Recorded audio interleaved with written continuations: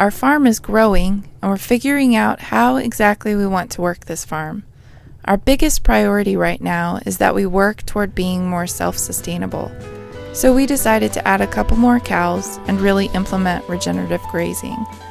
We now have 3 calves, a steer, and 2 pregnant mama cows, all happily munching on one of our pastures just north of the house. Our fence line, driveway, and yard are very slowly progressing. Jaden and Zeke are back to school. There's a pleasant groove to homeschooling on a farm. While I seek to find balance in my days, we really do enjoy the time we get to spend together learning and growing. There is a flower in the dandelion. There is auntie flower I know.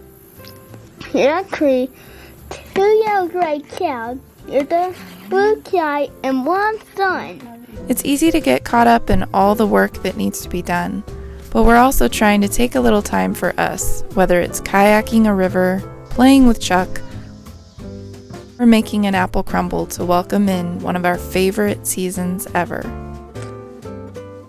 Put that one. I said put that one. I've got about 15 apples here that I've washed them and I'm gonna core, peel, and slice them for this apple crumble.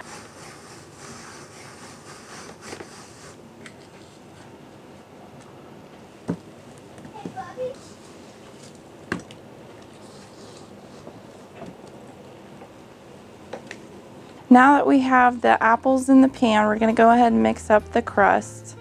And I'm going to start with 2 cups of all-purpose flour. Now, you can also use gluten-free flour if you want. Then 2 teaspoons of baking powder. And I've added a little bit of xanthan gum too because I am making this gluten-free. 1½ teaspoon of salt, 1 teaspoon of cinnamon, 1 cup of sugar, and 1 cup of light brown sugar. Whisk it together real good and mix it up.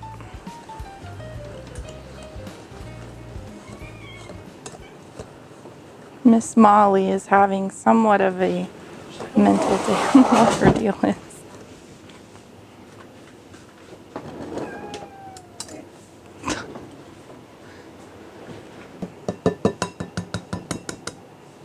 Next, you want to add 2 eggs,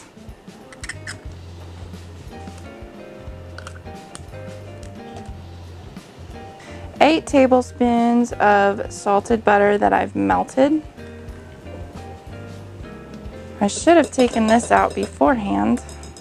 Oh well.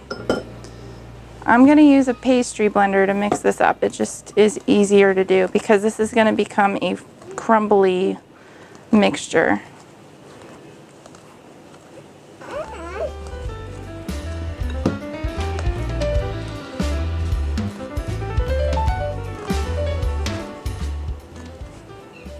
All right, I think that is good, so I'm going to get in there with my hands a little bit and just make sure I have all this stuff off the bottom.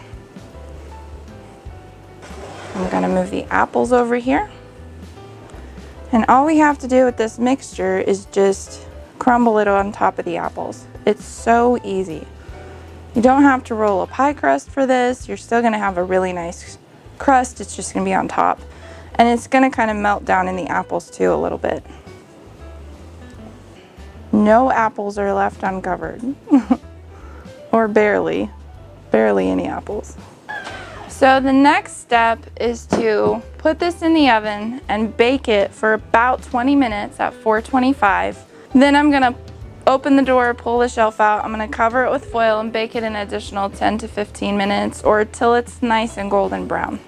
Another thing that I did not mention was that this pan was greased.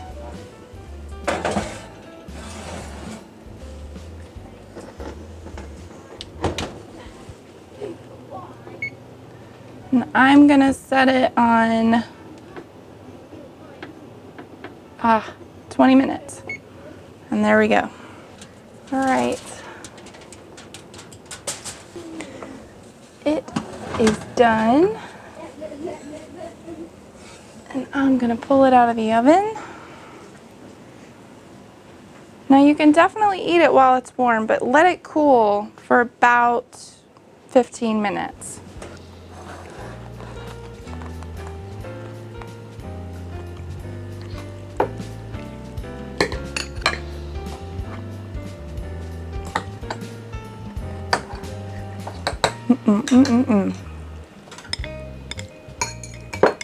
Come on, Chuck. Hey, buddy.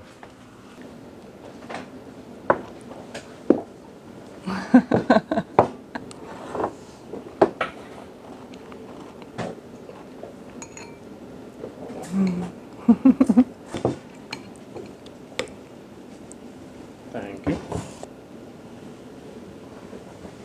Here. Nope, not on the scoopers. Another one of our favorites is baked cinnamon apples, and for that you can watch this video. We'll see you guys next time. Such a big dish for such a big dog.